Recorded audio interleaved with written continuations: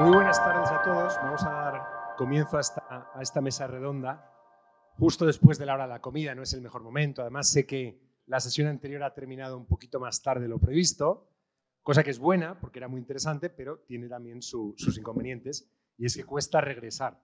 Así que hemos dado unos minutos, pero sí queríamos empezar ya para poder ceñirnos al tiempo que habíamos asignado a los ponentes y, sobre todo, al tiempo que nos interesa dedicar después al debate, a lo que de verdad nos interesa, ¿verdad?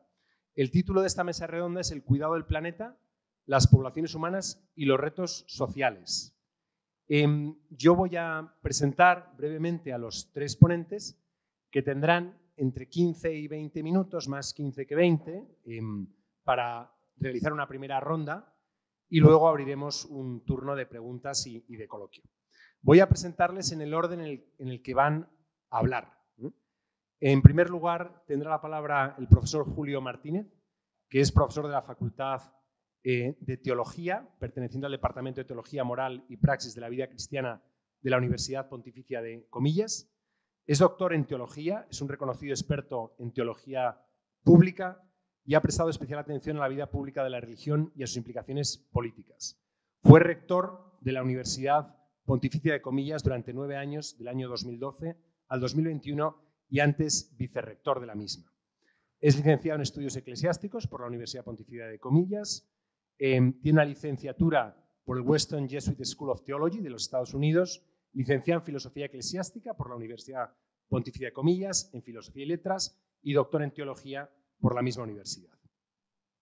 Ha publicado amplísimamente, tiene más de 60 publicaciones académicas y ha tratado en profundidad los temas que va a abordar hoy, como los retos del desarrollo humano, el diálogo entre civilizaciones, el papel de la universidad y la tecnología en la promoción del bien común, entre otros muchos.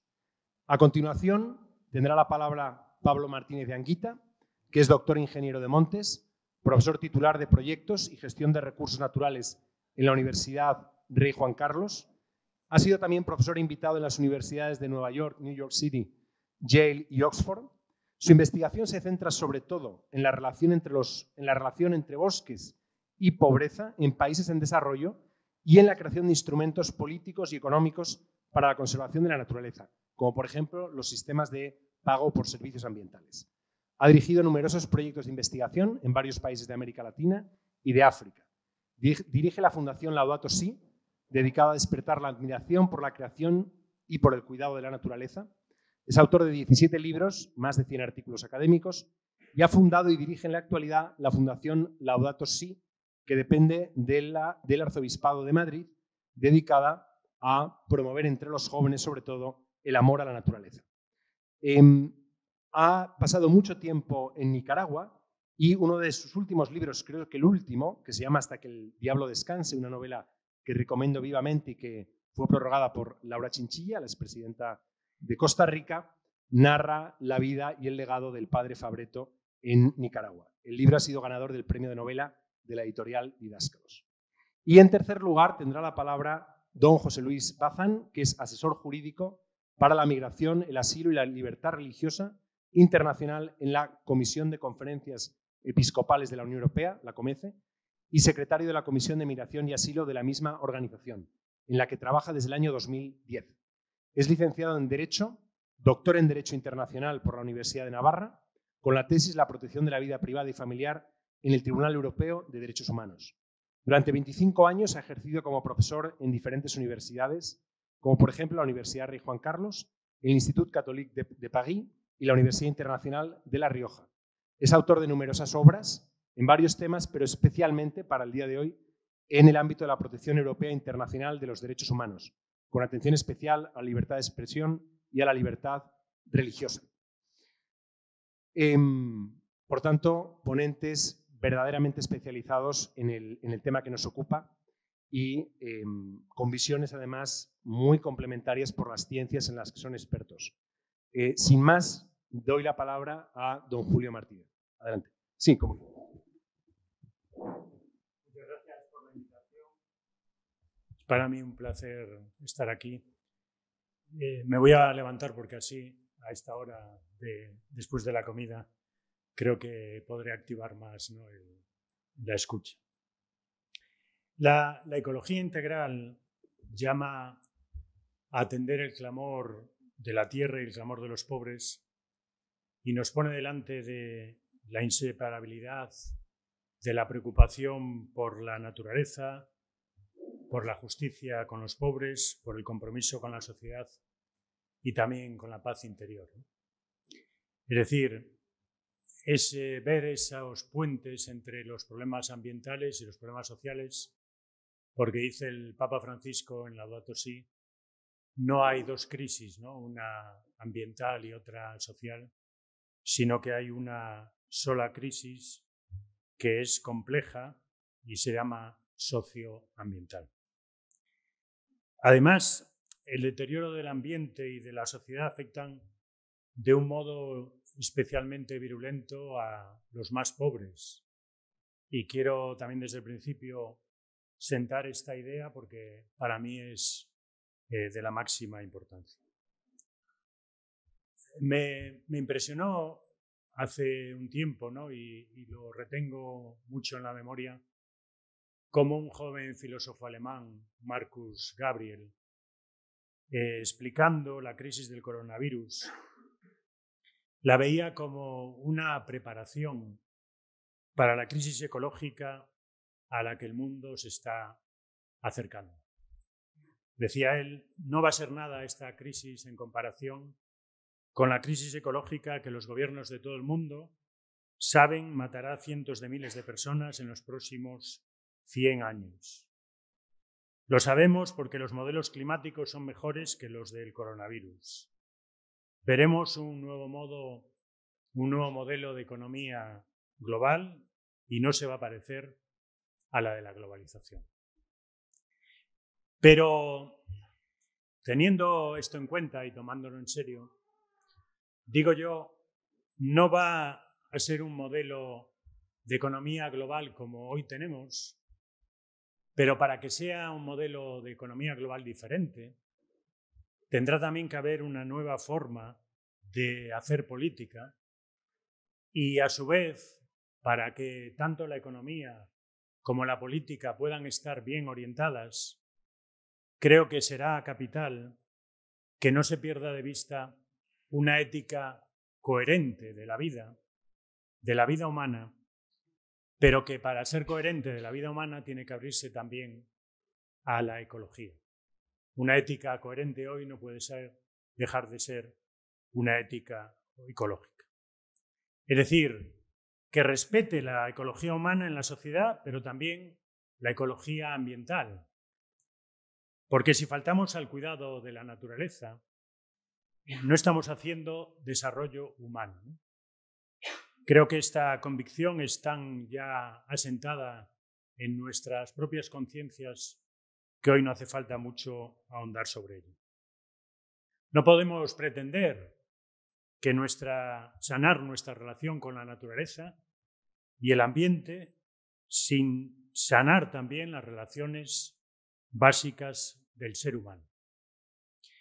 Y ahí es donde esta ética coherente de la vida creo que se torna una de las grandes contribuciones que hoy la Iglesia tiene que hacerle al mundo. Porque nosotros, sin la ética coherente de la vida, no formulamos la ética. No podemos quedarnos polarizados en un aspecto, por importante que sea, como el de la vida humana del no nacido, ni el de la vida humana en el final de su trayectoria. Tenemos que pensar en cómo los pobres viven, en cómo el planeta se hace sostenible. Tenemos que pensar, ¿no?, en el último documento del Dicasterio para la Doctrina de la Fe. Ahí aparecen 13 grandes temas donde está la dignidad humana de máxima manera implicada y que son los grandes temas, diríamos, de la ética del magisterio del Papa Francisco, pero evidentemente en continuidad con sus antecesores. Una nueva síntesis humanista, ¿no?, que supere las falsas dialécticas de los últimos siglos, solo se puede hacer por los caminos de una antropología relacional que ya está espigada en el relato bíblico del Génesis en los primeros capítulos, con esas tres grandes relaciones que constituyen al ser humano, ¿no? Que es la relación con Dios, la relación con el prójimo a distintos niveles y la relación con la naturaleza no humana, con el jardín, ¿no? Esa persona, ¿no? Que es precisamente imagen y semejanza de Dios, y ahí tenemos el fundamento de la teología de la creación, de lo que es de la dignidad humana, no se puede entender mínimamente a sí misma si no es como un ser en relación. El Papa, y me imagino que en otras de las ponencias pues habrán hablado de esto, nos dice en Laudato Si que tenemos que trabajar, ¿no? Y desde una razón abierta, desde una intertransdisciplinaridad, también muy pendiente de las tradiciones de sabiduría, para superar un antropocentrismo que no da ya más de sí y que lo único que puede hacer es dañar más al ser humano y al mundo, pero también a un biocentrismo que al final no es capaz de situar al ser humano, como dice el Salmo, ¿no? ¿Qué es el hombre para que te acuerdes de él, ¿no? El ser humano para darle poder. En la Laudato Deum pues se acuña un término que evidentemente, como todos esos términos, a mí me satisface mucho que se esté acuñando así, pero después hay que ver hacia dónde nos lleva, ¿no? Que es el antropocentrismo situado. Ese antropocentrismo situado es el que ve las cosas creadas como cosas buenas en un desafío maravilloso para la inteligencia humana que nos permite contemplar la verdad de todas las criaturas, porque Dios ha puesto en ellas algo bueno. Ahí está el texto del Génesis también, dando nombre a las cosas. El dar nombre a las cosas, que es reconocerlas como provenientes del Creador, pero al mismo tiempo comprometerse a un uso responsable de ellas, ¿no? Un uso responsable que es ordenado según el ser imagen y semejanza de Dios. En ese horizonte está la sostenibilidad, ¿no? En ese horizonte es donde podemos, desde la teología cristiana, comprender la llamada, ¿no?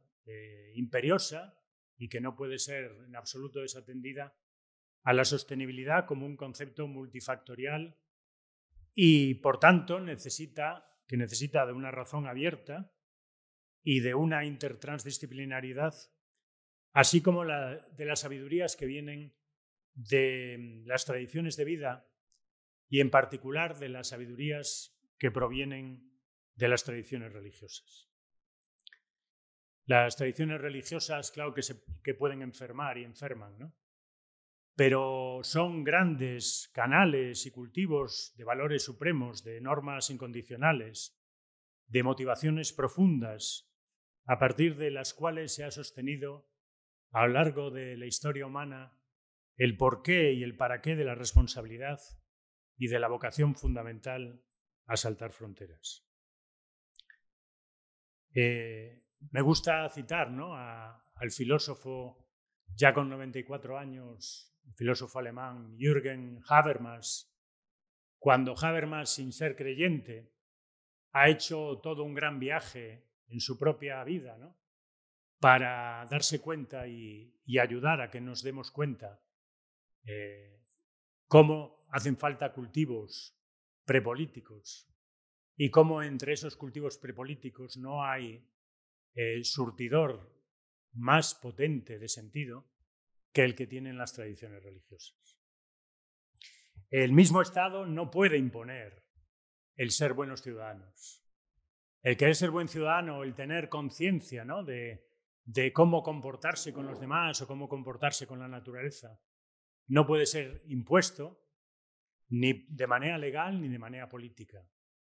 Necesita, ¿no?, de esos cuerpos intermedios, ¿no?, que forman parte de la sociedad de una manera indispensable y que tienen que estar, evidentemente, relacionados con el Estado. Ahí es donde está otra gran contribución, ¿no?, que en este momento creo que la Iglesia puede hacerle al mundo, que es el horizonte del bien común. El horizonte del bien común que, aunque esté a veces en discursos políticos, no nos engañemos, no, en muchos de esos discursos, aunque se utiliza la palabra, se está utilizando más como un término, pero bastante vacío, ¿no? Como un flatus vocis, en el sentido de que no se está diciendo, cuando se dice eso, realmente la fuerza que tiene ese bien común. Ese bien común que necesita de esa antropología relacional. Sin esa antropología relacional, desde un sentido individualista o subjetivista de los derechos, por ejemplo, no se puede entender realmente lo que es el bien común. Desde un sentido del ser humano desvinculado, ¿no?, y el ser humano como puesto a sí mismo y desde sus propias opciones, desde su libertad, saliendo a atender las cosas que le tocan o saliendo a relacionarse, desde ahí no se entiende el bien común. El bien común necesita la persona, y la persona es un ser en relación, y la persona es un ser que su máxima individualidad y máxima, como decía Duns Scoto, su soledad última, al tiempo le lleva a entenderse desde la relación constitutiva, sin la cual esa soledad última al final acaba siendo una mónada cerrada al estilo leibniziano, aunque él ponga una armonía preestablecida, ¿no?, entre esas sustancias que se sirven a sí mismas y que están como independientes unas de otras.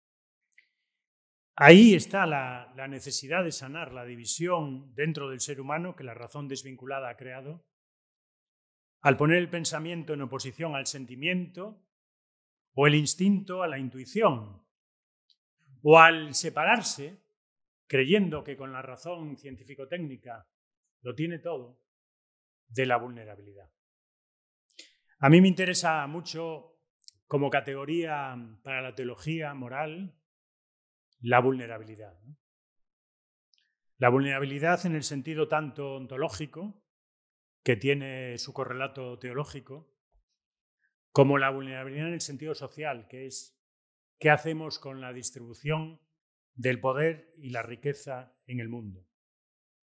Esa vulnerabilidad social que solamente se puede entender desde múltiples factores, ¿no?, donde tenemos que conjugar los culturales, ambientales, socioeconómicos, étnicos, y por eso, una vez más, vuelvo a decir, eso reclama abordajes transdisciplinares para orientar las acciones políticas de respuesta.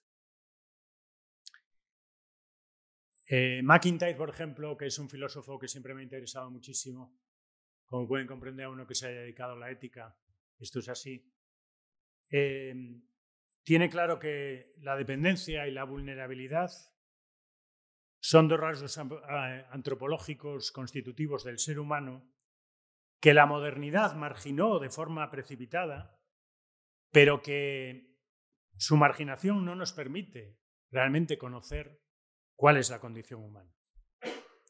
Y Levinas, ¿no?, por citar a otro de los grandes sobre esta materia, nos hizo ver que la vulnerabilidad no es dar una descripción neutra, sino que es poner delante una prescripción normativa que nos impele a cuidar al otro cuando descubrimos el rostro del otro en su vulnerabilidad. Porque en realidad la vulnerabilidad, la experiencia de vulnerabilidad, en el sentido humano, tiene ese movimiento hacia el otro desnudo y expuesto. Sin ese movimiento, en realidad, no estamos experimentando verdaderamente lo que es la vulnerabilidad.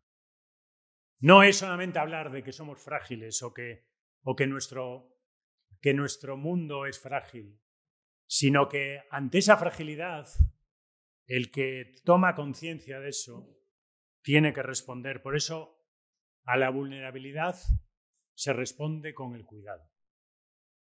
Una ética que conjugue, ¿no?, la vulnerabilidad tiene que ser necesariamente una ética del cuidado y no puede ser de otra manera. Un cambio de modelo de desarrollo global o una redefinición de progreso y de crecimiento no serán posibles, a mi juicio, sin ahondar en la comprensión del ser humano, tanto de lo que lo hace crecer en la humanidad como de lo que se la quita. La perspectiva aquí es que pensemos, ¿no?, en ese crecimiento, en ese progreso, en esa ciencia y tecnología al servicio de las personas y no al revés. La lógica del bien común creo que está muy fuertemente anclándonos en ese horizonte adecuado para hacer avanzar el conocimiento y su aplicación.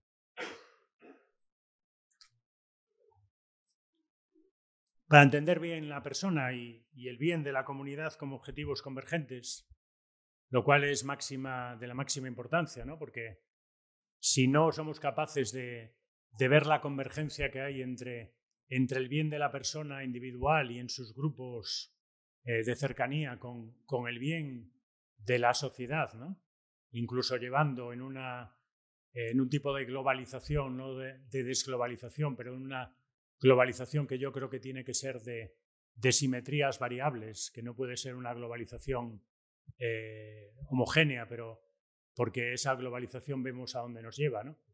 Pero ese tipo de globalización, esa convergencia, ¿no?, entre lo individual y lo que es de la comunidad es muy importante, ¿no? Y en ese sentido, creo que la categoría relación afecta a toda la creación. En Laudato Si 89, ¿no?, hay unas frases del Papa Francisco cuando dice: creados por el mismo Padre todos los seres del universo, estamos unidos por lazos invisibles y conformamos una especie de familia universal, una sublime comunión que nos mueve a un respeto sagrado, cariñoso y humilde. Esa comunión, ¿no?, que en la teología cristiana nos remite directamente al ser de la Trinidad, al ser de la vida trinitaria, que afecta tanto a la comprensión de la persona como a la Iglesia, como a esa realidad iluminada por el amor que nos convoca a una comunidad universal. En este sentido quisiera destacar, ¿no?, otra contribución que afecta directamente a la educación y a la pedagogía, que es el maravilloso desafío formativo que hay en descubrir la huella trinitaria en la creación que hace del cosmos un sistema de relaciones. Claro que hay voces críticas, ¿no?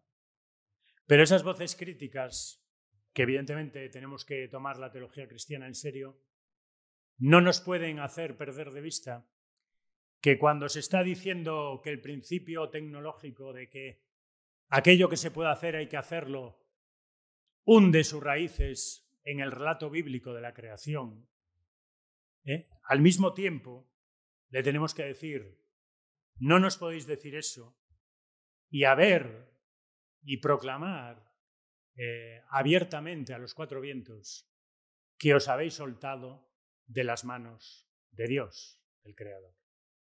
Es decir, hay toda una crítica a la teología cristiana que al final el secularismo moderno no puede gloriarse de la emancipación de ligaduras religiosas y al mismo tiempo cargar la responsabilidad de las consecuencias de la absolutización que ha hecho del sujeto humano como si fuera culpa de la propia teología cristiana.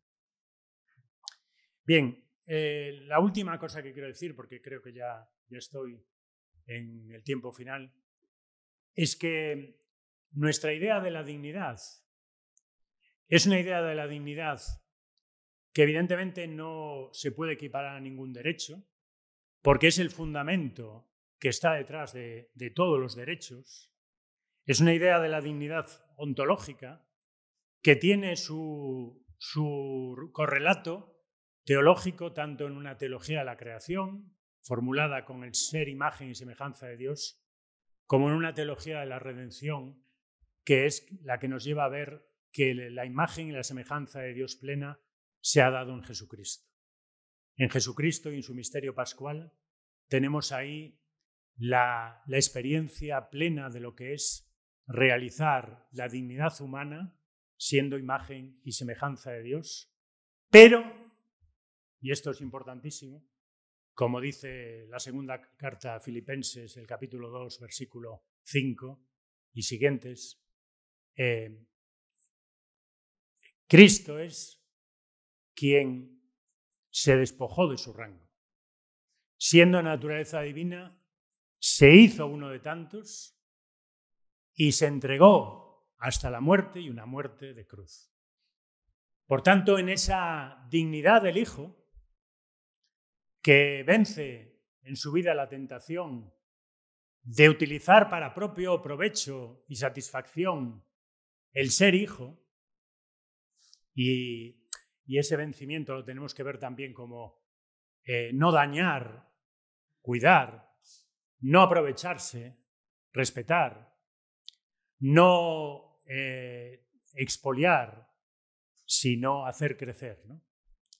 Esa es la forma de Dios cuando asume la condición humana.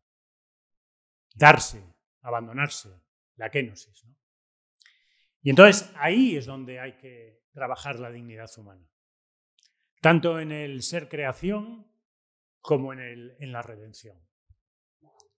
Y de esa historia pues ha venido una evolución en la conciencia de la Iglesia que está claramente expresada desde León XIII hasta la última encíclica social Fratelli Tutti, en el año 2020, de cómo esa dignidad hay que hacerla concreta en la vida humana.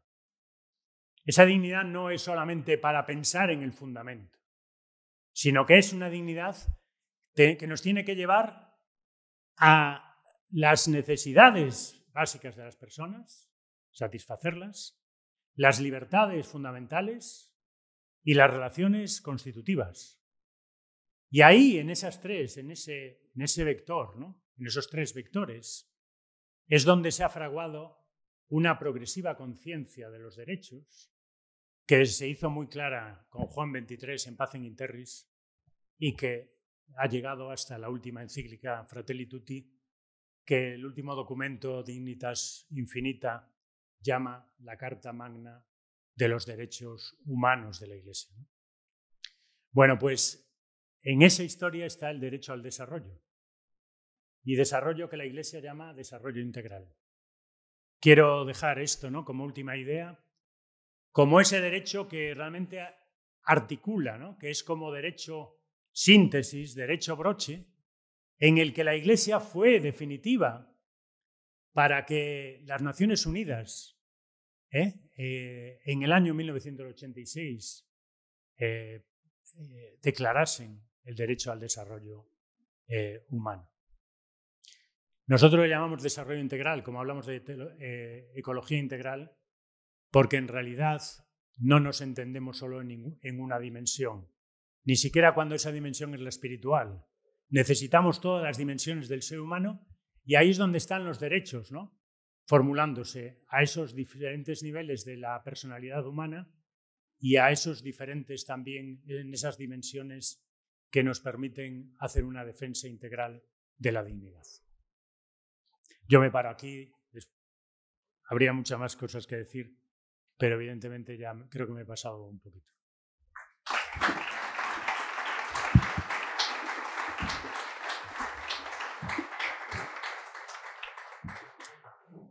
Son las 3, las 4. El pico de atención, habitualmente uno está muy atento al comienzo de algo, luego baja, ese es mi turno, y luego ya cuando está acabando el último sube. Entonces a mí me toca el pico más bajo y entiendo que se puedan dormir, pero yo tengo mi antídoto, voy a ser provocador. Entonces, lo que voy a contar aquí es lo que estoy escribiendo. Estoy escribiendo un libro muy divertido, se llama Locos por el sexo, cómo la ecología humana modela la reproducción, y de algún modo con eso quería hacer algún aporte a lo que es las poblaciones, etc., ¿no? Bien, ¿qué es la ecología integral?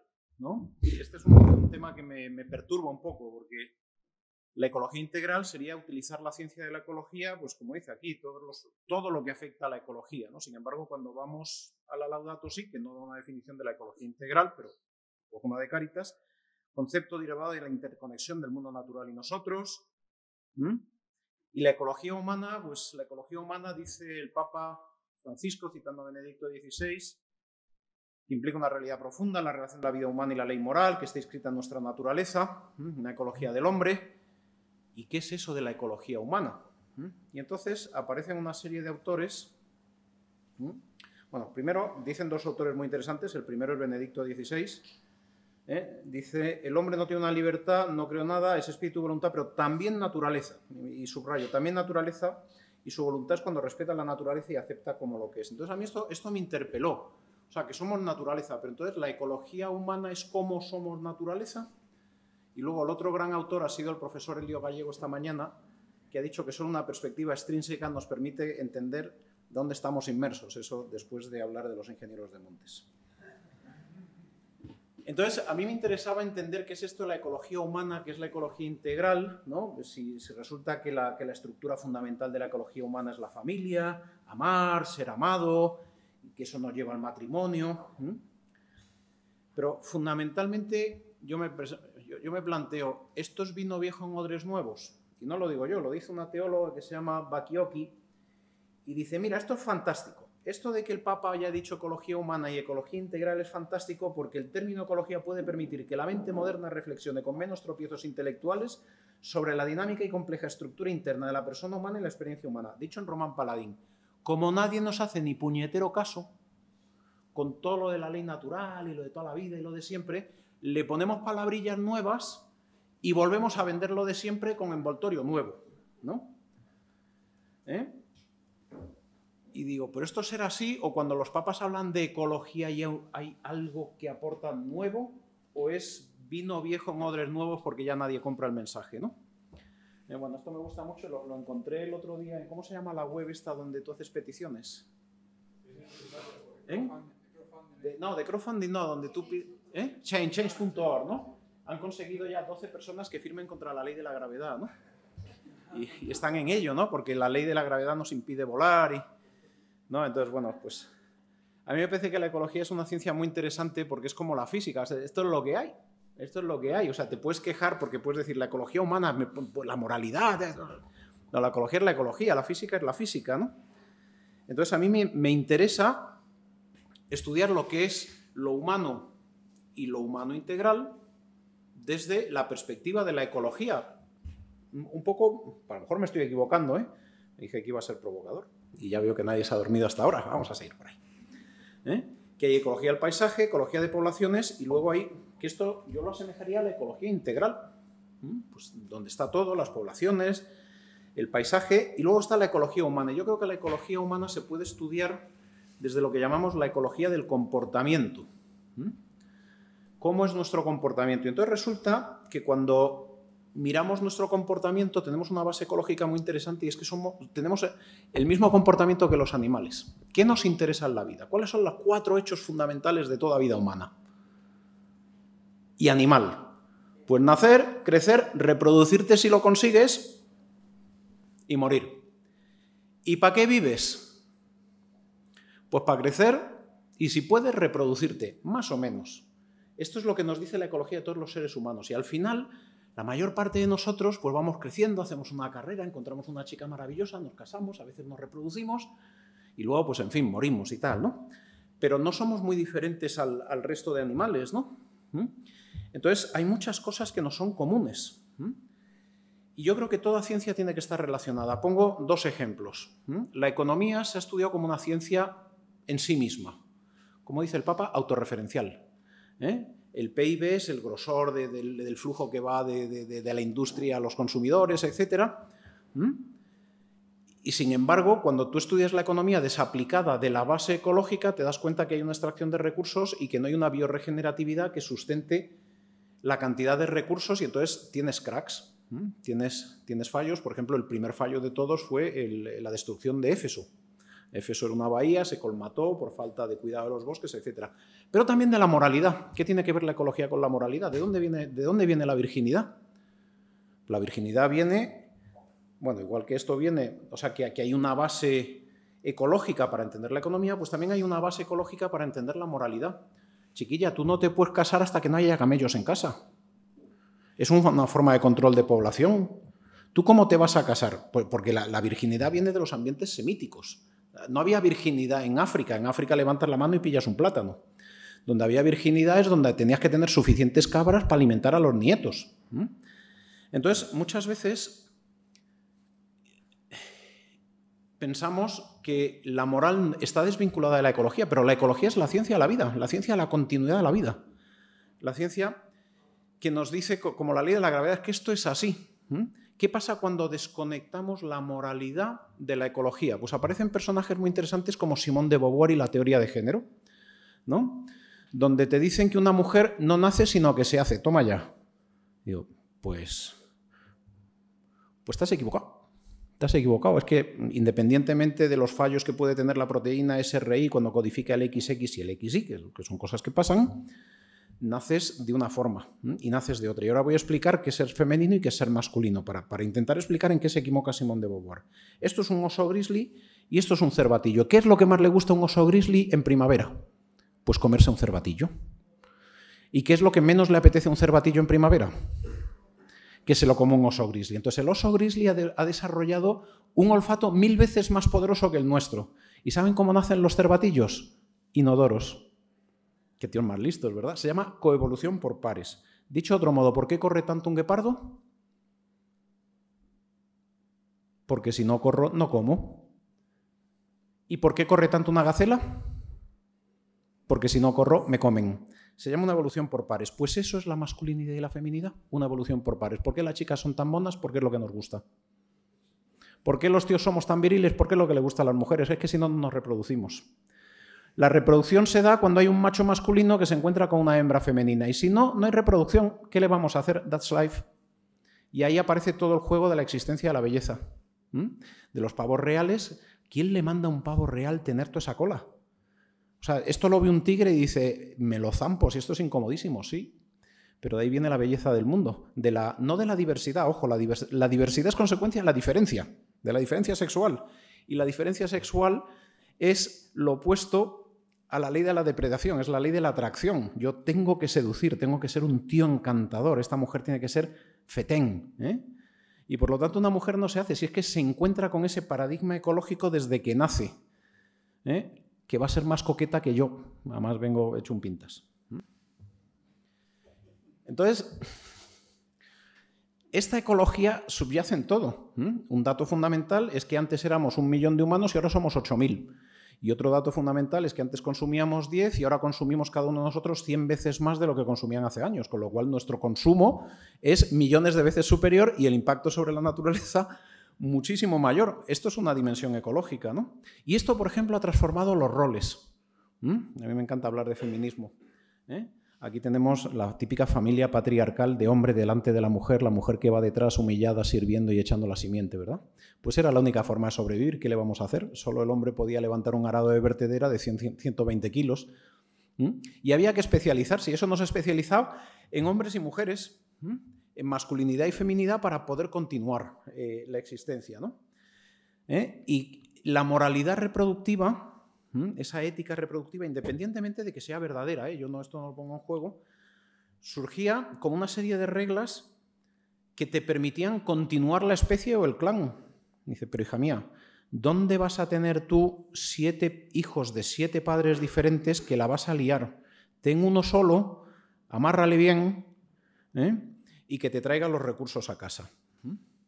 Entonces, el feminismo, esto es un ejemplo, por poner, el feminismo es hijo de la revolución industrial y la revolución industrial es hija del acopio energético, de poder tener 100 veces más energía. Yo le digo a mis estudiantes, chavalas, ¿vosotras podéis conducir un tractor? ¡Claro que sí, profe! ¿Vosotras podéis conducir un metro? Sí. ¿Vosotras podéis levantar 150 kilos? No, porque tenéis un 18% menos de masa corporal. Y además, la que tenéis, la tenéis en forma de grasa en los glúteos, porque es la forma que se transmite bien la vida. Con lo cual, eso generaba una división del trabajo. La división del trabajo ya no es necesaria. ¿Qué ha cambiado en el mundo? La captación de energía. Desde que todos tenemos energía disponible, los roles de género son intercambiables. Aquí es más difícil. Aquí es más difícil la igualdad de género. Y esto Beauvoir no lo vio. Entonces, estos conceptos de ecología del comportamiento nos pueden ayudar, por ejemplo, a entender la familia. Sí. ¿Por qué existen abuelas? Solo hay 3 especies en el mundo que tienen menopausia. Las orcas, las belugas y las mujeres. Y la menopausia es una adaptación evolutiva para que tu hija no compita con la hija de tu hija. Porque hay homosexualidad, en gran medida porque el nivel de testosterona de la mujer cuando se va haciendo mayor disminuye, el hombre está menos testosteronado y contribuye a sacar adelante a la prole de sus hermanos. Hay una prevalencia en los hermanos pequeños en la homosexualidad. No digo que esto lo justifique todo, pero todo tiene una base ecológica. ¿Y por qué es tan importante el matrimonio desde la ecología? Porque los niños, ahí está Gabriel dormidito, ¿verdad? Los niños, los puñeteros, son tan complicados que necesitan 20 años para ser operativos. Somos la única especie que tiene adolescencia. La adolescencia es el periodo entre que tu cuerpo es maduro reproductivo y tu mente ni de coña. Perdón. Eso es la adolescencia. Entonces, somos tremendamente complicados. Y como somos tan complicados, tenemos una reproducción muy exquisita. Muy poquitos hijos cada poco tiempo, no tenemos camadas como los conejos. Tenemos uno cada 2 o 3 años. Cuando tienes lactancia, la mujer se acompasa para no quedarse embarazada con la lactancia natural durante 2 años. Pero la familia en el ser humano, con abuelos incluidos, es necesaria porque tenemos unas crías hipercomplejas, con un córtex neofrontal verdaderamente complejo, conceptualizante. Y eso es una realidad ecológica. ¿Y el amor? ¿Qué es el amor? Pues es el cemento que nos permite sobrevivir. Curiosamente, hay toda una evolución de la ternura que alcanza su punto crucial en nuestra especie, ¿no? Entonces, para mí, la ecología es el sustrato de la cultura. No son cosas diferentes, ¿no? Yo parto de una hipótesis, por lo menos en mi libro. Todo hecho cultural responde a una realidad ecológica en su inicio. La antropología, sin la ecología, deja de ser una visión tuerta de la realidad humana. Lo que estamos viviendo ahora mismo es que estamos llenando de conceptos filosóficos la ecología y, por lo tanto, la estamos vaciando de contenido y no permitiendo el desarrollo de una ciencia de ecología humana. Pongo un ejemplo. ¿De dónde viene la Eucaristía? Ustedes me dirán, de la última cena. Digo, pues no, sí y no. Jesucristo llevaba 30 años celebrando la víspera del sábado con pan ácimo y vino dulce. Lo que hizo fue un salto, donde el vino dulce y el pan ácimo se convirtieron en su cuerpo y en su sangre, pero él no sacó la tradición del pan y el vino de la nada, venía de un pueblo. Pues del mismo modo la cultura, nuestra cultura humana, se basa en las reglas de la ecología. Entonces es importante entender esta dimensión ecológica del ser humano. Y aquí es donde, veo que todavía nadie se ha dormido, genial, donde cómo podemos encontrar ese sustrato innegable que no es cultural, que no es negociable del ser humano. Pues yo creo que en 3 cosas fundamentales, por lo menos desde la etología, ver lo que nos es común en todas las culturas antes de diferenciarnos, ver cómo somos los niños antes de ser afectados por una cultura y luego, súper interesante, comparar con nuestros parientes más cercanos, chimpancés y bonobos, porque compartimos muchísimo. Y yo esto le añadiría ver lo que nos es común en las leyes de la vida. Todos que queremos o queríamos, y ahora explicaré por qué ya no queremos reproducirnos, nacer, crecer, intentar reproducirnos y morir, y ver lo que es común en nuestra distribución y captación del uso de energía. Yo creo que eso es la ecología humana. Y por lo tanto, mirar al ser humano desde la etología siempre es muy interesante. ¿Es completo? No, no es completo. Es como hacer un eclipse. La Tierra y la Luna tienen una relación maravillosa. La relación entre el diámetro lunar y el diámetro solar en relación a la longitud que tienen el Sol y la Luna es tal que la Luna tapa justo el Sol y deja la corona solar. Es un pequeño milagro. Somos el único planeta conocido, que tampoco hay tantos así de explorados. Hay una luna, Foebos, en Saturno, pero como tiene forma de patata, pues la luz se escapa, ¿no? Entonces nosotros, ¿qué es lo que vemos? vemos un eclipse solar, vemos sencillamente una esfera, una corona solar. Este es el alarma. Y es el reloj de mi mujer.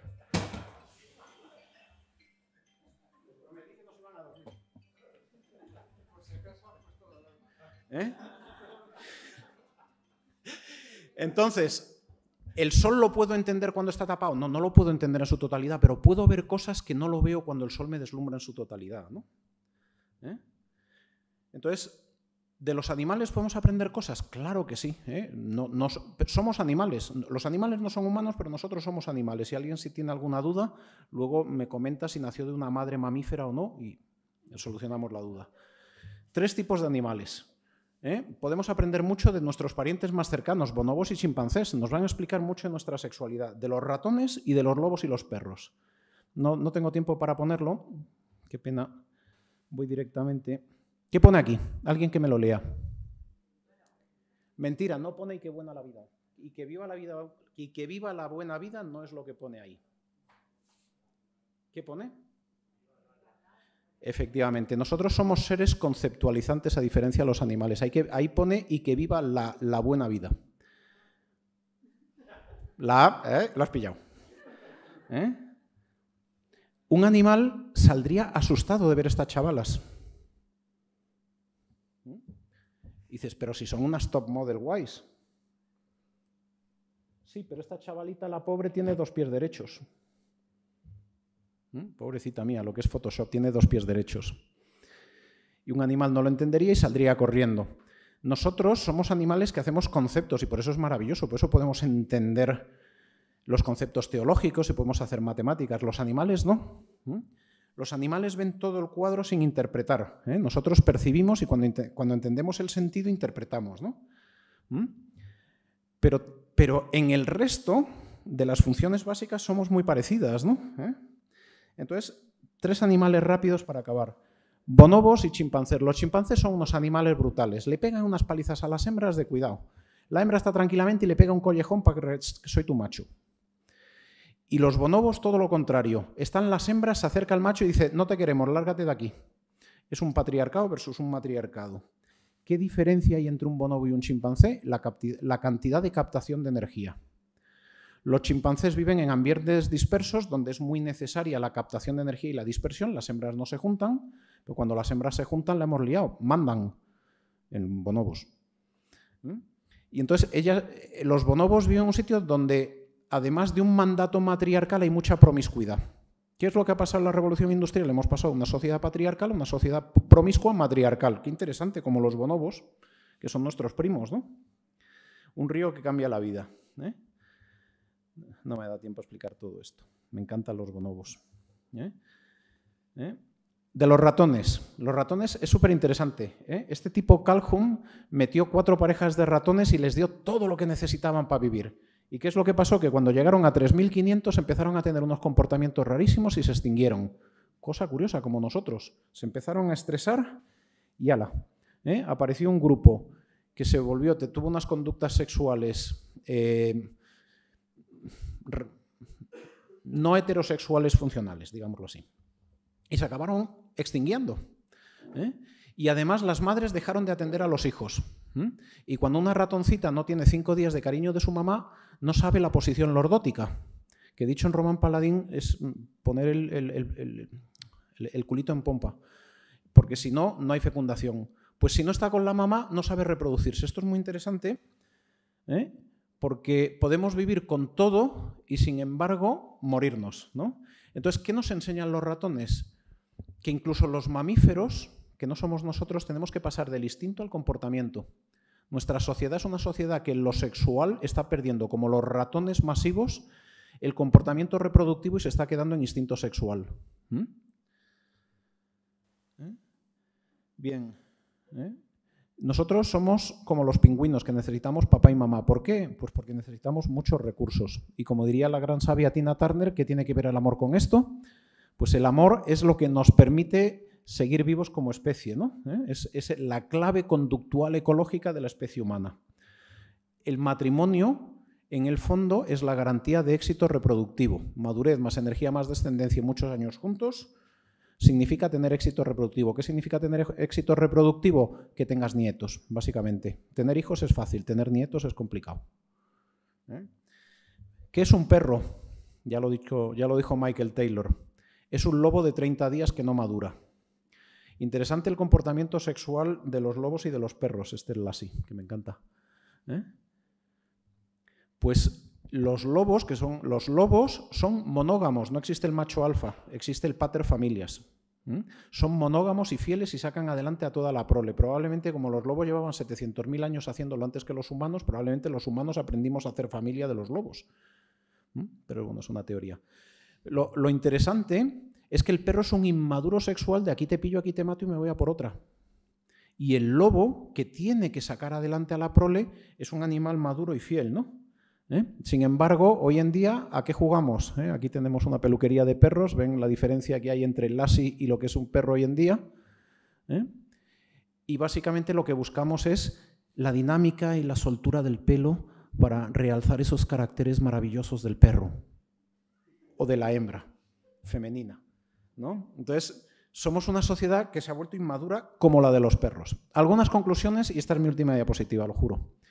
Estamos pasando de una sociedad en la que se lucha por la supervivencia, perdón, donde la supervivencia está pasando de la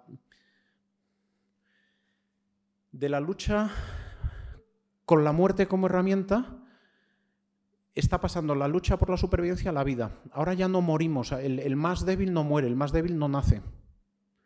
No nace porque sus padres no se reproducen o porque capan su reproducción, pero la ley de la selección natural sigue ahí. ¿Quién es el más apto? El que tiene una cultura más adecuada, el que tiene una cultura reproductiva, entre otras cosas el que entiende mejor la realidad, el ser religioso. ¿Por qué está cambiando esto? Por el cambio de uso energético de la sociedad. Está cambiando la moral social. Está cambiando la moral social al paso del cambio energético. Y al mismo tiempo nos estamos aperrando más. Cada día son menos los lobos, perdón, menos lobos, Caperucita. Somos cada vez más inmaduros afectiva y reproductivamente. Somos perritos domesticados por el Estado. Pero ya no tenemos que luchar por nuestros recursos. Somos una sociedad cada vez más bonoba, matriarcal y sexual por la falta de necesidad energética que nos hacía chimpancés. Y el estrés poblacional está generando formas de control de población basadas en la natalidad en lugar de la mortalidad. 30 segundos. Ahora, algunas consideraciones finales. Este mundo es de quienes se reproduzcan. Esta es la nueva lucha por la supervivencia. Como la izquierda tiene menos hijos, va a gobernar poco. La moral es hija de la supervivencia como especie. Toda la moral, en el fondo, independientemente de que sea un cruce con el concepto de misterio, es hija de la supervivencia. Por eso la moral defiende la familia. La ecología humana es la sustancia y la cultura es el accidente. Dicho en términos tomistas. El ecologismo y el feminismo son verdades y son ecológicos, y la Iglesia es maravillosa porque nos permite entender la cultura como la intersección entre la supervivencia y el misterio. Y cuando entendemos esto, podemos crecer en sabiduría porque dejamos atrás el tradicionalismo para revivir la tradición. Y hasta aquí hemos llegado. Este es un periquito que baila de maravilla, pero me he pasado de tiempo. Buenas tardes a todos y gracias a Pablo por decir que ahora es el momento en el que sube la atención. Gracias también al organizador por la invitación. Después de las intervenciones que me han precedido y sobre todo las de esta mañana, con tanta sustancia filosófica, la verdad es que me siento pues tremendamente pedestre. Voy a hablar de una cosa bastante trivial, nada que ver con, digamos, las grandes coordenadas del cosmos o del Estado, sino simplemente de la relación que pueda existir entre la ecología humana y las migraciones. Voy a comenzar por una breve exposición de las partes más incómodas de la doctrina social de la Iglesia en materia de migración, porque cuando hablamos de migraciones estamos acostumbrados a escuchar palabras grandilocuentes en ocasiones, pero siempre hablando de welcoming, de la acogida, de la protección. Vamos a ver qué nos dice la doctrina social, entiendo yo, en la parte menos conocida, menos afirmada y desde luego hasta cierto punto preterida. La doctrina social de la Iglesia nos dice que migrar no es un derecho primario. El primer derecho de toda persona es el derecho a permanecer en la tierra que la ha visto nacer, tanto en seguridad para él como para su familia, como en dignidad. Cuando hablamos del fenómeno migratorio, hemos de hablar de no solamente de un país de origen de destino, porque también hay otros países involucrados que son los países de tránsito. Y tenemos que hablar de derechos y deberes. Esta no es una cuestión exclusivamente religiosa o moral, también es una cuestión jurídica, en el sentido más estricto de la palabra.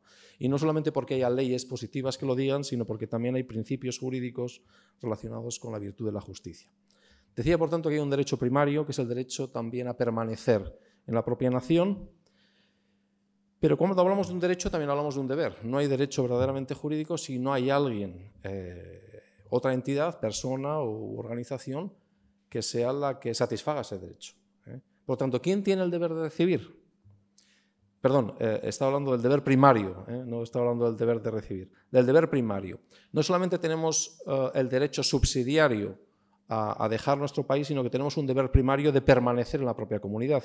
Y voy a mencionar una carta apostólica de Pablo VI, que también ha sido perdida en el olvido, cuando dice que, y son palabras un poco chocantes, diría yo, en las regiones de menor desarrollo económico, donde todos los recursos deben ser utilizados con carácter de urgencia, y subrayo, atentan gravemente contra el bien común quienes, poseyendo preparación intelectual o bienes económicos, sucumben al deseo y a la tentación de emigrar, porque privan a su comunidad de unas aportaciones espirituales o materiales que les son necesarias.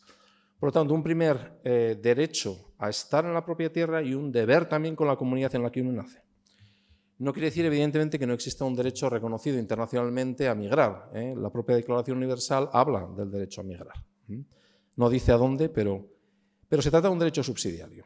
Un derecho subsidiario y no solamente fundado en la voluntad del individuo, sino que es un derecho regulado racionalmente y razonablemente por los estados, particularmente, no solamente de origen, sino de tránsito y de recepción.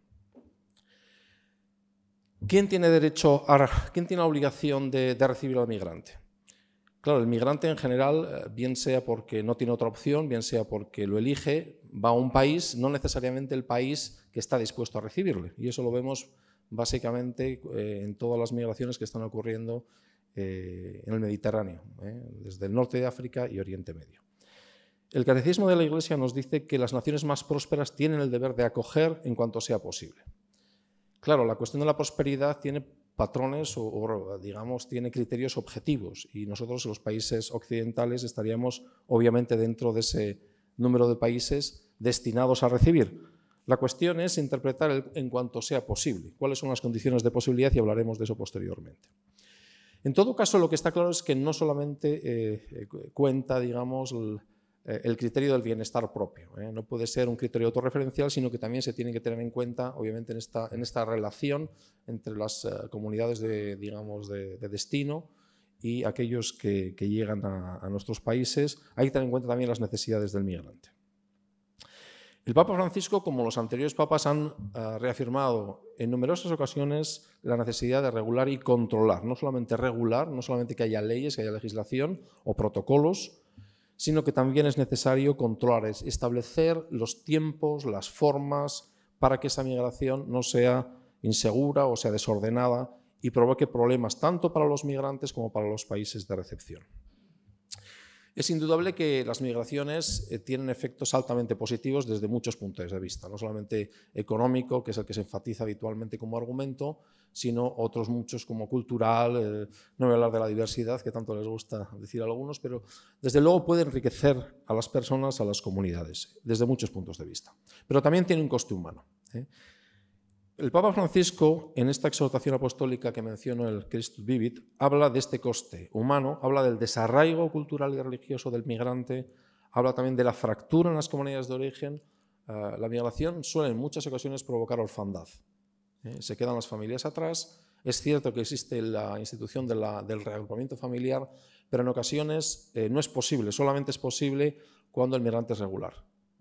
Y conozco muchos casos de personas que han estado años y años con la familia en origen, no pueden salir del país porque salen ya no van a poder entrar y deciden permanecer apostando por la posible regularización que puede tardar 5, 6, 10, 15 años.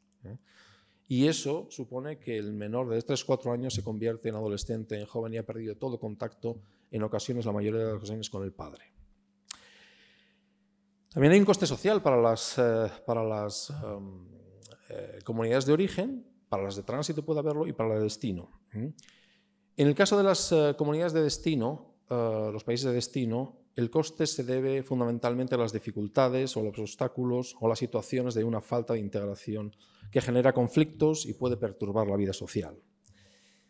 No se trata solamente de un coexistir, no se trata de estar en el mismo espacio simultáneamente, se trata de algo más, se trata de convivir, se trata de establecer relaciones sanas con las personas, se trata de que los que han venido, en cierta manera, encuentren un acomodo, un espacio que encuentren las posibilidades para su propio desarrollo y también para realizar la vida familiar, porque lo que encuentro en ocasiones en los discursos o en el discurso migratorio es que se habla de los migrantes, pero no de las familias. Yo tengo una pequeña anécdota. Estaba en un grupo de una reunión vinculada al G7, donde había un capítulo en materia de migración y el capítulo era Europa-África. Y ahí tuve oportunidad de moderar una mesa redonda en la que se hablaba de los emigrantes. Y yo insistí en que apareciera la palabra migrantes y sus familias. Encontré una fervorosa oposición. Y bueno, pero esto no se puede entender, sobre todo si los inmigrantes son africanos, porque las decisiones de migración en África no son individuales, son comunitarias. Y quien sale de África tiene un deber con la comunidad, que en muchas ocasiones ha aportado los recursos. Por eso no quieren volver, porque es un fracaso, es casi una cuestión de honor para todos aquellos africanos que salen de sus comunidades, ¿no?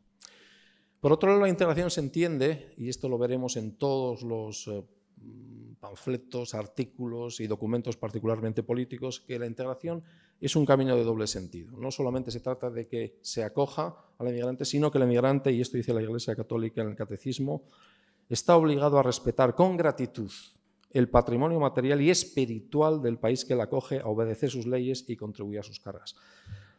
Bueno, la segunda y la tercera parece que son claras y nadie lo discute, son menos los que mencionan la gratitud al patrimonio espiritual del país. Yo creo que esto hay que enfatizarlo en las situaciones presentes, particularmente en algunos países de Europa.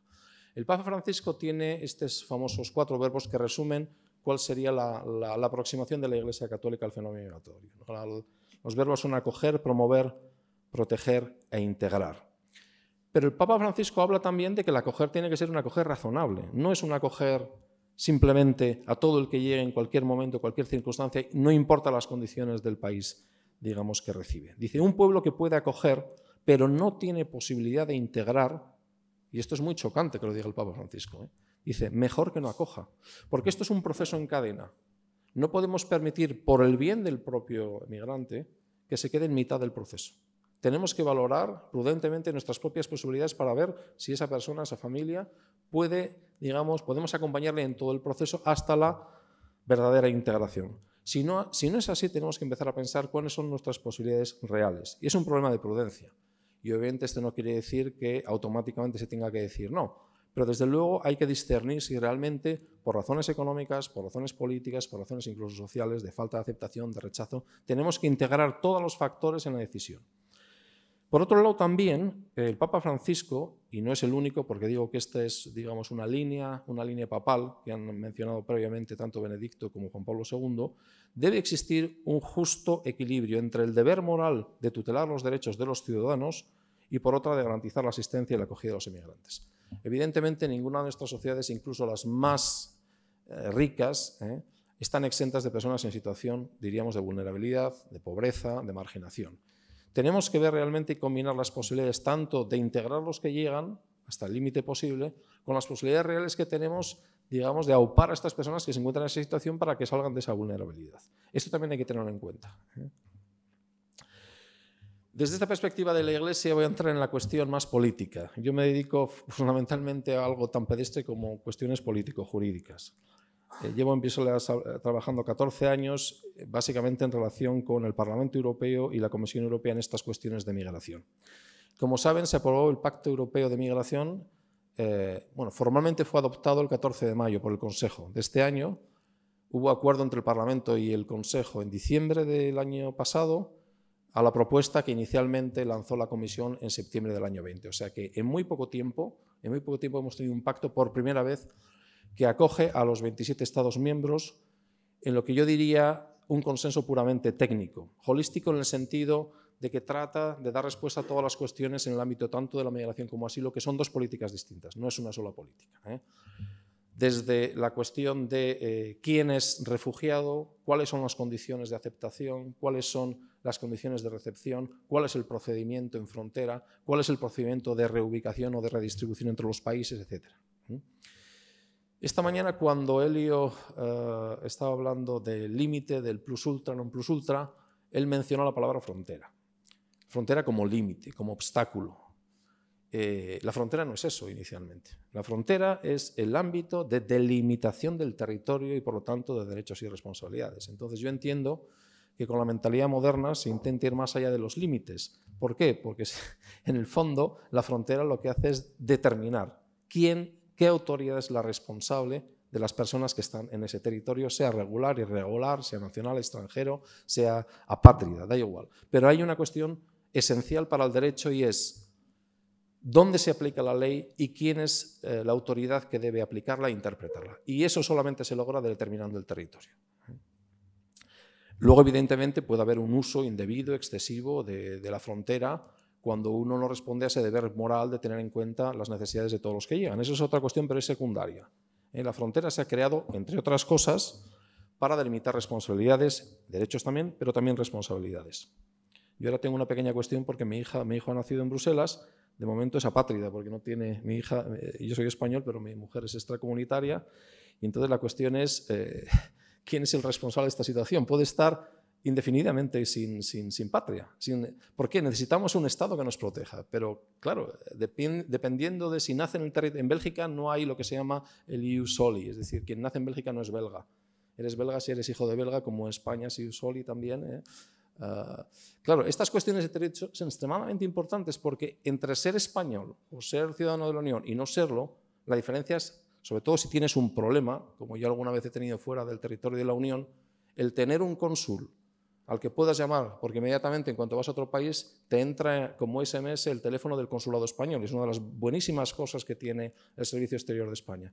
Y es que vas a Rusia, inmediatamente tienes el teléfono móvil directo del cónsul. Y a mí me pasó una vez que me robaron el pasaporte y le llamé al cónsul y a partir de ahí, claro, no es lo mismo ser español que ser de un país donde, por ejemplo, no hay representación en Moscú, por decir una cosa. O sea que es extremadamente importante la cuestión del territorio, de la frontera y de la jurisdicción a muchos efectos. El problema básico que surgía dentro de la Unión Europea entre los Estados, y esto lo habíamos visto quizá los llamados Visegrad 4, particularmente Hungría, era la cuestión de la reubicación de los inmigrantes, o de los inmigrantes. Claro, llegan 1.000, 2.000, 5.000, llegan a Lampedusa, llegan a Lesbos, llegan a Canarias. ¿Qué hacemos con ellos? Son territorios habitualmente pequeños y la tendencia es que se les reenvía al territorio continental, sea la Italia continental, a España continental. A partir de ahí, el sistema que está pensado es que hay una redistribución entre los países de la Unión de acuerdo con ciertos criterios. Claro, algunos países dicen, no, aquí no van a venir, no necesitamos, somos sociedades homogéneas, somos sociedades ordenadas, estructuradas, no tenemos quiebras civilizacionales, no tenemos quiebras culturales, no tenemos problemas de orden público, no queremos tener todo eso. Ese, digamos, es el discurso. Se dijo, bueno, si ustedes no admiten emigrantes reubicados, al menos contribuyan solidariamente a la factura, porque hay un coste económico que se puede estimar entre 15 y 25, 30.000 euros por persona por año de coste, durante varios años, no menos de 2-3 años. Eso es lo que cuesta el mantenimiento, no solamente directo, sino toda la infraestructura en relación con la migración regular es altamente costosa. Dicen, bueno, pues si usted no quiere recibir una persona, por lo menos contribuye a la factura, que van a ser en torno, creo que a 20.000 euros por refugiado que no quiera ser reubicado. Es decir, si Hungría dice, mire usted, yo no quiero que me envíen, va a tener que pagar al año no menos de 600 millones de euros. Porque el mínimo de cuota son 30.000. 30.000 por 20.000 euros cada uno va a tener 600 millones de euros como mínimo. Ese, digamos, es la obligación que va a tener Hungría, veremos si la cumple o no, porque si no se iniciará un procedimiento de infracción. Pero realmente la cuestión está en que todos están dentro, unos de una forma y otros de otra. Una de las cuestiones importantísimas es que obviamente hay países de origen, y los países de origen son muy variados y las personas salen de los países por razones, la mayoría más que justificadas, pero por razones también muy variadas. No es lo mismo que un pakistaní Ahmadi, que es una rama del Islam, considerada tanto por los chiitas como por los sunitas una rama heterodoxa, es decir, no consideran islámicos, de tal manera que en la Constitución de Pakistán están prohibidos los ahmadis como una secta islámica. Es decir, no se les considera y está prohibido que ellos mismos digan de sí mismos que son musulmanes. Entonces, claro, hay ahmadis que salen de allí simplemente porque son perseguidos. Bueno, es el caso prototípico de asilo. ¿Por qué? Porque realmente ahí es una cuestión de vida o muerte. Como puede ser el caso, y ya Naciones Unidas también acepta, que en determinados países un homosexual puede ser perseguido por su condición homosexual. Y Naciones Unidas acepta la homosexualidad como una causa de asilo. Una cosa es el asilo, donde hay una persecución por motivos políticos, de raza, etnia o religión, situaciones similares, que se llama la protección internacional, situaciones de violencia, situaciones humanitarias, y otra cosa muy distinta es lo que llamamos la emigración irregular, donde no existen esas causas y habitualmente son causas de naturaleza socioeconómica, normalmente, vinculadas en ocasiones también a cuestiones de cambio climático, de sequía. Eso ya es otra cuestión. En realidad, Naciones Unidas no acepta el concepto de refugiado climático, no existe ese concepto legalmente. Podemos utilizarlo desde cierto punto de vista como analogía, pero no es un concepto legal.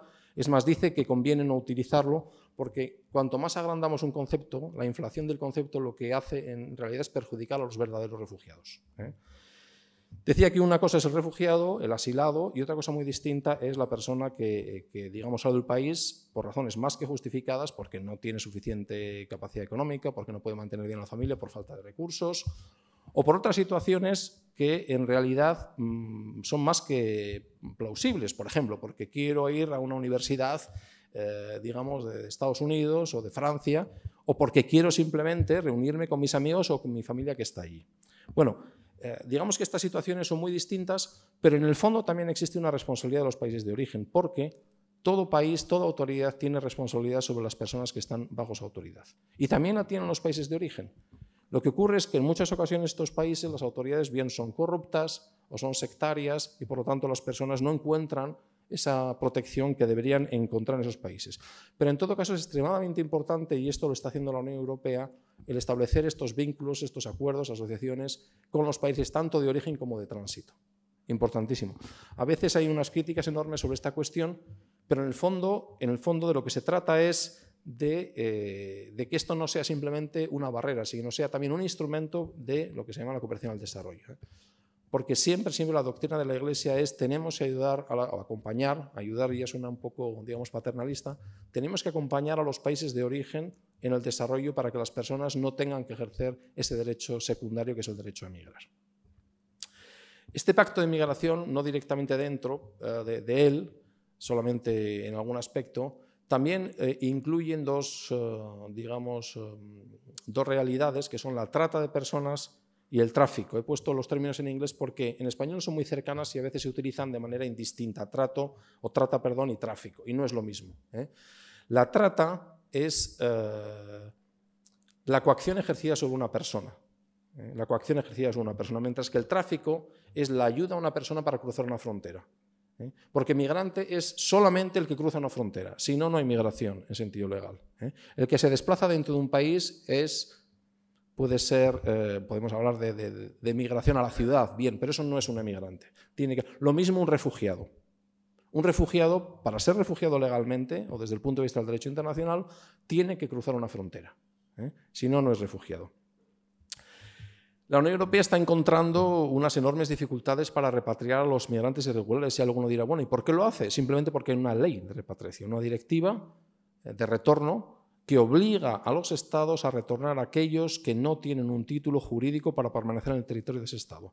Porque también ocurre otro fenómeno, y es que, como bien sabéis, porque lo habréis experimentado, uno puede moverse con mucha facilidad sin necesidad de pasaporte dentro de la Unión. Bueno, dentro de los países de Schengen, que no son todos de la Unión.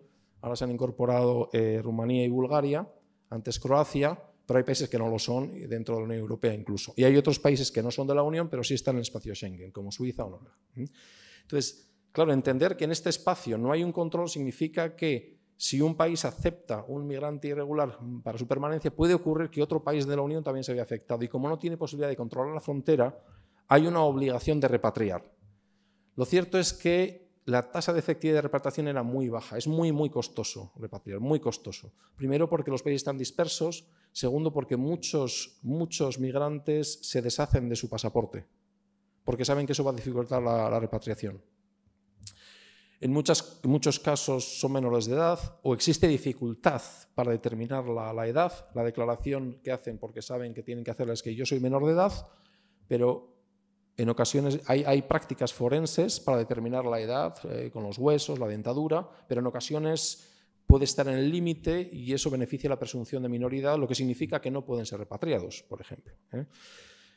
También hay otras razones, pero en todo caso se organizan vuelos que van de una capital a otra y aquí cogen 3, allí 5, allí 7 y lo repatrian a Burundi.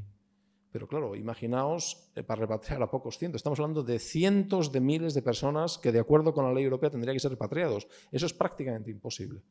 Y hay una conciencia cierta, por lo menos hasta el momento, de que una vez que se llega es muy difícil la repatriación. Solamente un tercio. 33%, 30 y poco por ciento de los migrantes irregulares son repatriados en toda la Unión Europea. Por último, este pacto contiene también el sistema de reunificación familiar, que es la razón jurídica que con más frecuencia permite y legitima la presencia de una persona dentro de la Unión Europea. Si una persona llega y sabe que se puede establecer regularmente en un país, a partir de ahí yo mismo he reiniciado un proceso de reunificación familiar con mi mujer, porque no era comunitaria, y sé lo que es eso. O sea, yo he vivido la patria de mi hija, la reunificación familiar de mi mujer, sé qué son los procesos, ¿no? Pero, hombre, evidentemente no es lo mismo si uno es español, si uno es de la Unión Europea, es mucho más fácil, ¿no? Pero la reunificación familiar es lo que temen los estados.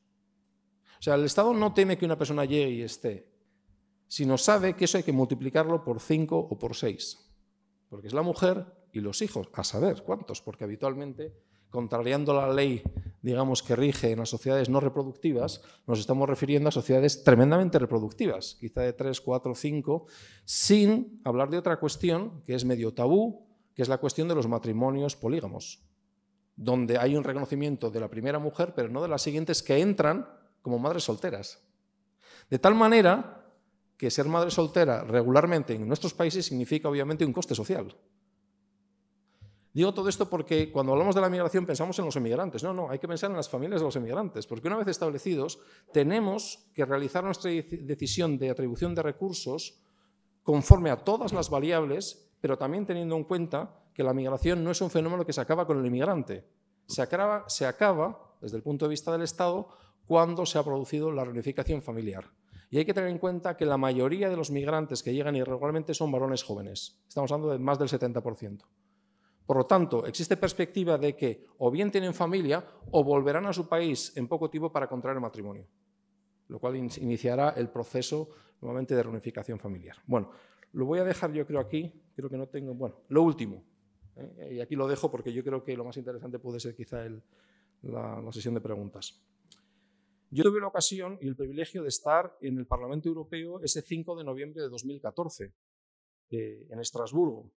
El Papa Francisco I fue a la Asamblea Parlamentaria del Consejo de Europa, que es un edificio que es colindante al del Parlamento Europeo. Y nos invitó a la Nunciatura para estar en la tribuna de invitados y escuchar al Papa Francisco, y estaba observando también a los grupos. Era muy divertido porque estaba Pablo Iglesias ahí todavía. Yo creo muy divertido porque el Papa hablaba de hay que proteger la naturaleza. El grupo de los verdes aplaudía. Cuando decía, porque la familia es muy importante como célula básica de la sociedad, el grupo conservador aplaudía. Cuando decía, no, el trabajador hay que proteger, el grupo socialista aplaudía. Es decir, había un discurso para todos. Había un discurso para todos. Lo cual no era manipulativo, sino simplemente la vocación universal de la Iglesia, que puede tener un discurso que llegue más allá si se filtran las ideologías. Porque el problema del discurso de la Iglesia, el problema del discurso político es que toma causas razonables, hasta legítimas, lo que pasa es que luego manipulativamente las ideologiza. Pero tanto la causa de la naturaleza como la de la mujer, como la de los animales, todo tiene un fondo de verdad. La cuestión es, y la tarea, digamos, de la Iglesia en cierta manera es filtrar la ideología para que quede la sustancia de la realidad y de la verdad, ¿no? Bien, el Papa Francisco decía algo que me parece tremendamente válido hoy en día en todo contexto, pero particularmente en el contexto de la migración. Decía, ¿qué debe hacer Europa ante la migración? Dice, primero, proponer con claridad su propia identidad cultural. Proponer con claridad su propia identidad cultural, que no lo estamos haciendo. Segundo, tutelar los derechos de los ciudadanos europeos. No digo que sea necesariamente un orden de prioridades, simplemente es el orden, la secuencia digamos, del discurso. Tercero, garantizar al mismo tiempo la acogida de los emigrantes. Y cuarto, ayudar a los países de origen en su desarrollo sociopolítico y a la superación de sus conflictos internos. Yo creo que este es el programa que tenemos en Bruselas para intentar que la Unión Europea, después de estas elecciones, que veremos cómo cuaja en la configuración de los grupos políticos en el Parlamento, todavía no está muy claro. La cuestión están muy claros los escaños de cada grupo, pero no está muy claro cómo se articularán los grupos ni las mayorías. Yo creo que este es el programa que tenemos que tener en mente, no solamente para configurar Europa, sino para configurar también los países, como el nuestro, que sentimos que tiene una dimensión o una identidad, al menos en parte europea, porque yo siempre digo que España tiene una doble identidad, que es la europea, pero es la iberoamericana, que también es nuestra condición y nuestra vocación. Yo creo que la proposición de la identidad cultural pasa por determinar cuál es nuestra identidad, y eso es algo que obviamente podemos discutir de ello, pero como ustedes algunos habrán escuchado en multitud de ocasiones, siempre se habla de la herencia filosófica griega, se habla del derecho romano o de la virtud de la justicia, y siempre se habla pues, de ese filtro, que es el filtro de la cultura judeocristiana, que ha sabido filtrar tanto la filosofía griega como el derecho romano. Lo voy a dejar aquí para que, si tienen bien alguna pregunta, con mucho gusto contestaré o cualquier comentario que quieran hacer. Gracias. Muchísimas gracias a los tres. Es cierto que hemos empezado un poco tarde. No sé, Marcelo, si podemos dedicar unos minutos, antes de que tú des las palabras de clausura, a alguna pregunta o comentario. Yo voy a ser extremadamente breve porque es obvio, ¿no? Decir que es imposible sistematizar lo que se ha dicho aquí en estas presentaciones muy ricas y también ciertamente extensas, pero porque era necesario. Pero fíjense en lo que ha ocurrido, en mi opinión.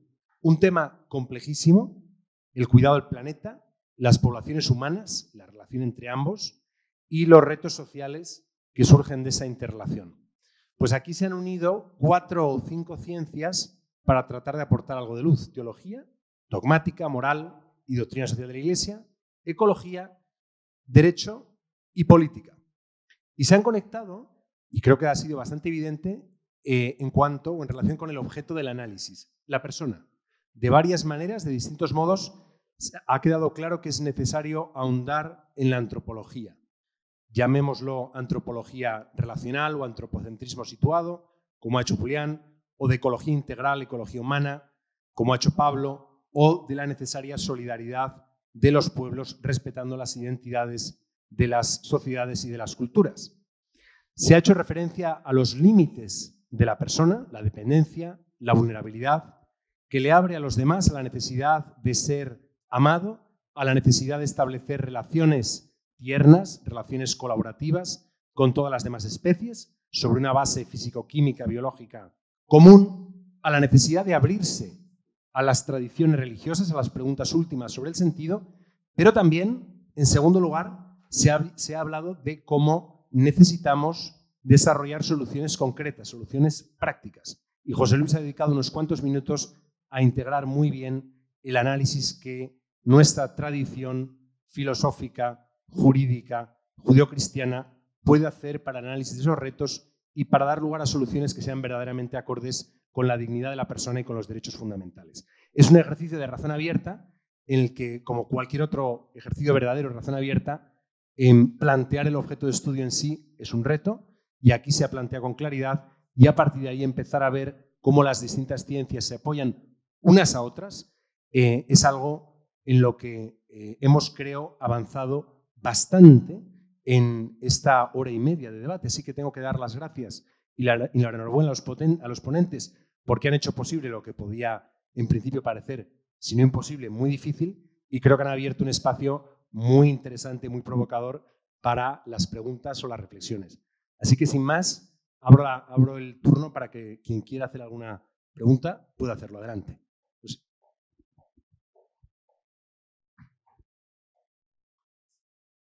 No, en relación con la última presentación que se ha hecho, me ha faltado escuchar el derecho a la vida. el derecho a la vida de los inmigrantes. Porque me puedo imaginar, usted mismo lo explicaba, lo difícil que es conseguir la nacionalidad de su hija, usted que es europeo. No me puedo imaginar cómo puede ser para, no sé, cualquiera de las personas que tratan de salir de su país por necesidad, conseguir lo básico para la supervivencia de su vida. Me ha faltado ese derecho a la vida. Tiene derecho a la vida el no nacido, tiene derecho a la vida las personas mayores y también tienen derecho a la vida a los inmigrantes. Y da la sensación de que lo que está haciendo Europa es, de manera muy hipócrita, quitarse el problema de encima. Hungría yo no quiero, pues págame tanto y yo cojo los inmigrantes y los llevo a Libia o a países que son del todo menos seguros. Esta era mi reflexión. Bueno, no sé si se oye, ¿no?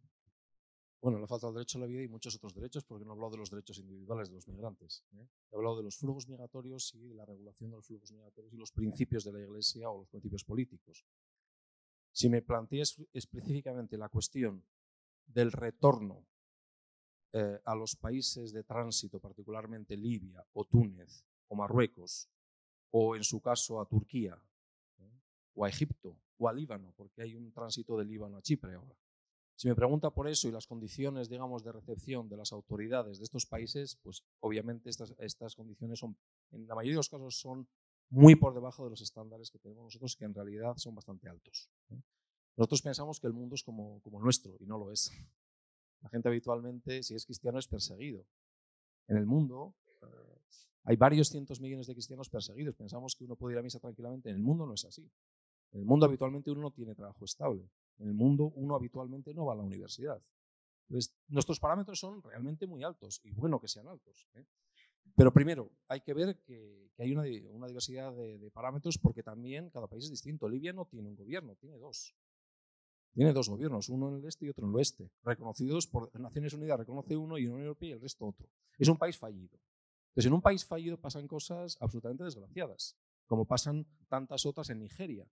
Yo estuve hace una semana con el representante de la Unión Europea de Libertad Religiosa que va a bajar a Nigeria. En Nigeria se matan entre 10 y 15 cristianos cada día de media, en el Middle Belt. Y el gobierno, básicamente islámico, lo que ha hecho es establecer un mapa donde ha desaparecido la zona intermedia, que era una zona de los cristianos, y va para una ley para que los cristianos se vayan de allí y que los pastores fulani puedan establecerse en ciudades diseñadas por el gobierno. Esa es la realidad en estos países, que decir en Pakistán o Afganistán.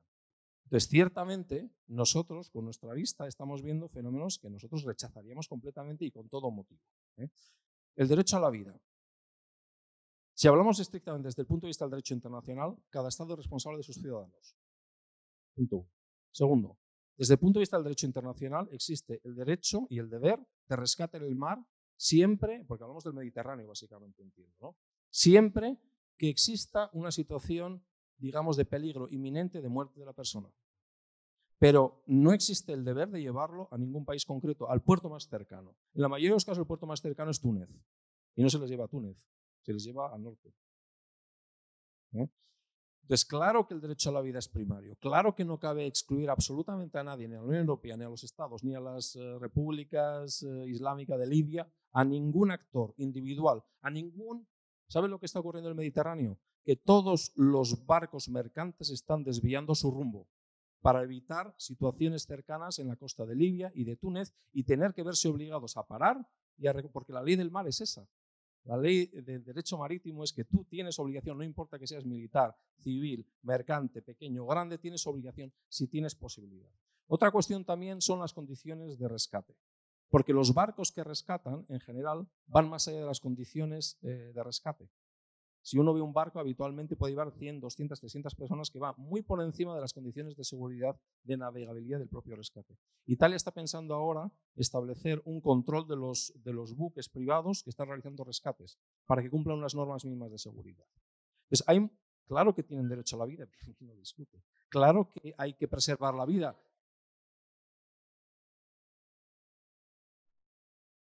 Bueno, la cuestión de los países seguros, yo concuerdo contigo en que Libia no es un país seguro.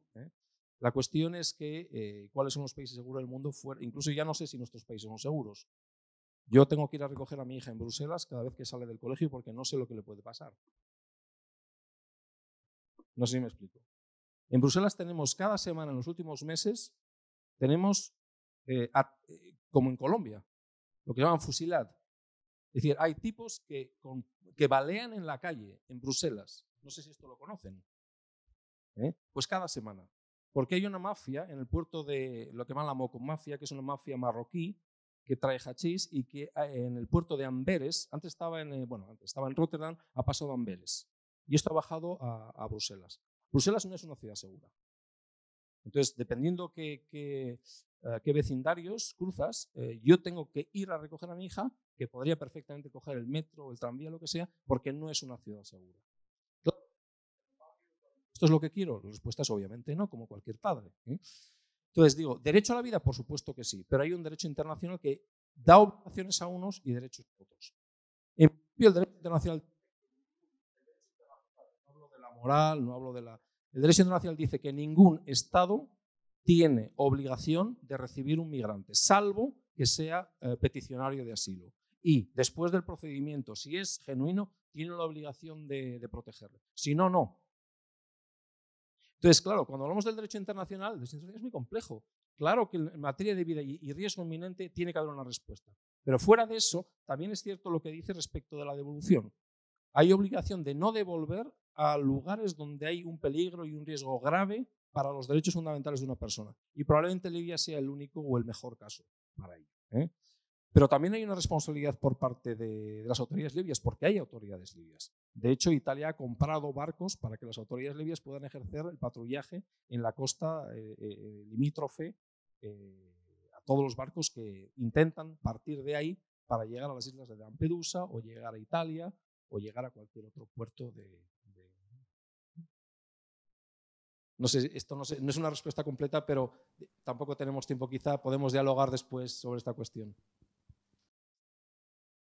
Garantizar que los principales países receptores de migrantes que no pertenecen a una tradición judeo-cristiana puedan integrarse a las comunidades, hablando de que vienen familias completas de 4, 5, 6 integrantes. ¿Cómo garantizar esto más de cara a los resultados de las elecciones de ayer domingo?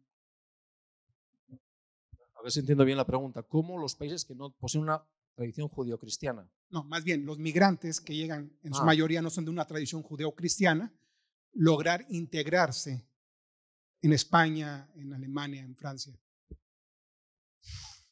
Es un compromiso, ¿no? Integrarse a la comunidad para que puedan asimilar la cultura del país que los acoge. La Iglesia dice que no tiene que haber asimilación. Mi pregunta es, ¿cómo lo hacemos entonces? Porque integrarnos significa, claro, hablamos de la diversidad, que es muy bonito tener un restaurante mexicano, un restaurante filipino, eso es genial, vale, pero es que eso no es la integración, eso es folclore. Y que haya el día, no sé, el día del Año Nuevo Chino, fenomenal, pero eso para mí es folclore. La cuestión de la integración es lo que hablaba yo, es la doble vía, es decir, la apreciación del patrimonio material y espiritual del país. Si no, ¿qué hacemos? Es decir, si yo estoy dispuesto a coger, doy los medios, a integrar, y la otra parte no responde, ¿qué hacemos como país? Cada uno puede tener una respuesta distinta.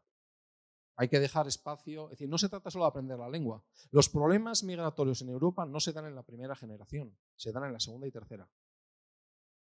Bélgica firmó un tratado con Túnez y Marruecos hace 50 y tantos años para traer trabajadores a Bélgica. Ningún problema. ¿Inmigrantes chinos? Ningún problema. El problema se ha dado en aquellos que los padres y los actuales hijos son belgas por nacimiento y por filiación. Claro, ¿qué hacemos cuando dos conductores de la STIB, que es la empresa en Bruselas de autobuses, muchos de ellos son conductores de autobús, se paran y empiezan a hablar árabe entre ellos? Por mí que hablen árabe o que hablen chino, me da absolutamente igual, porque yo soy un emigrante en Bélgica. Aunque llevo 14 años, soy un emigrante, soy un residente permanente, pero emigrante.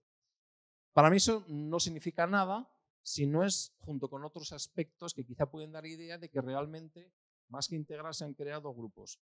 Si uno va por creo que son 17 distintas comunas, llaman en Bruselas. Hay algunas cuyo nombre les sonará: Molenbeek, Malbeek, Etterbeek, Anderlecht. Bueno, Anderlecht y Molenbeek son aquellas, para que sepan, donde los terroristas de París se refugiaron. Si uno va allí, es predominantemente musulmán.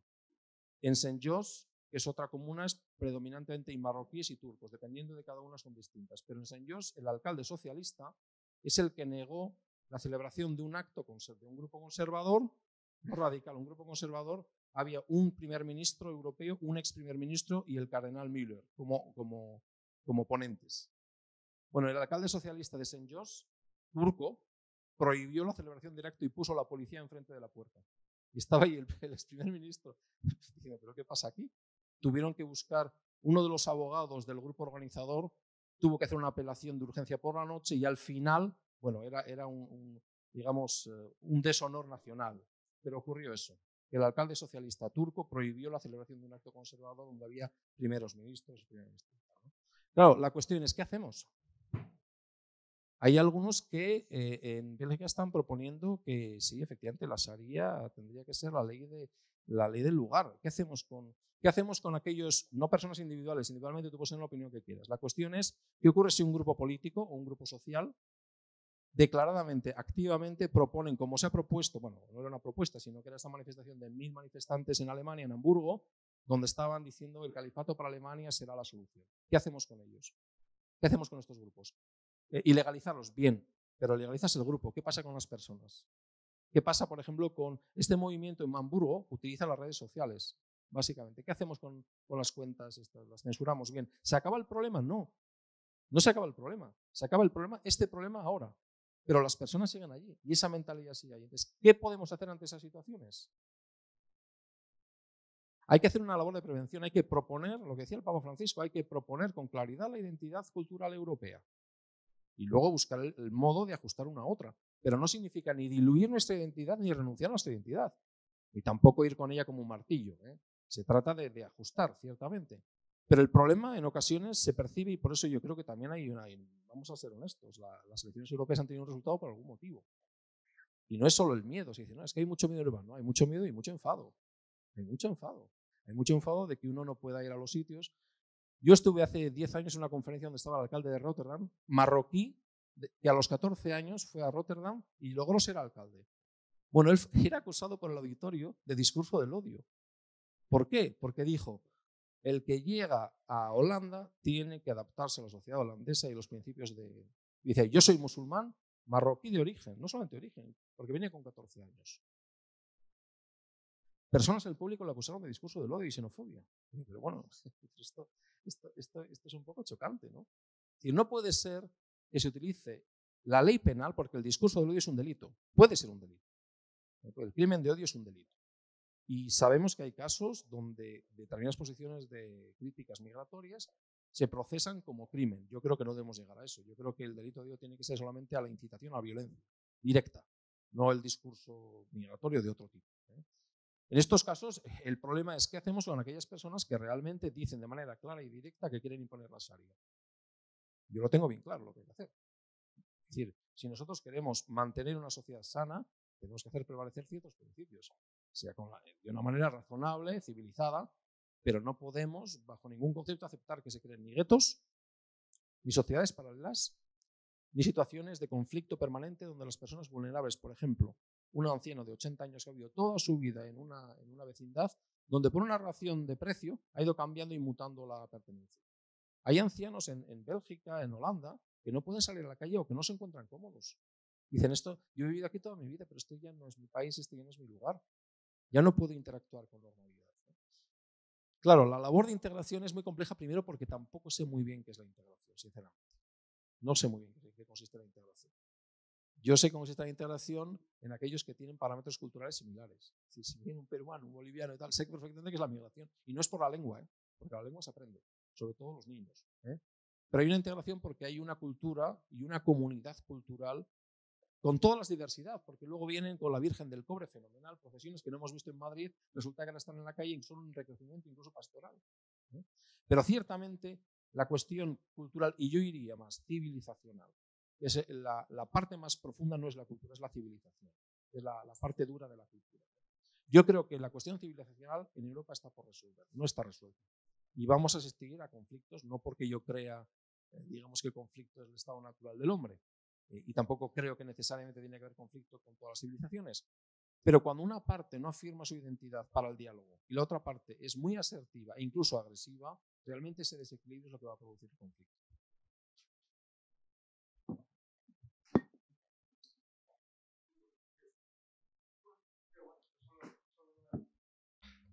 Solo unos avisos. Acaba la mesa redonda. Muchas gracias a todos, de verdad, por vuestras intervenciones y por el diálogo. Vamos a descansar porque vamos un poquito más de tiempo, 5 minutos, en lugar de lo que teníamos previsto. Y tenemos ahora una mesa de comunicaciones aquí y otra mesa de comunicaciones en la sala de grados, que, como les he comentado, está siguiendo el paseo de las humanidades en el módulo 2. Muchas gracias.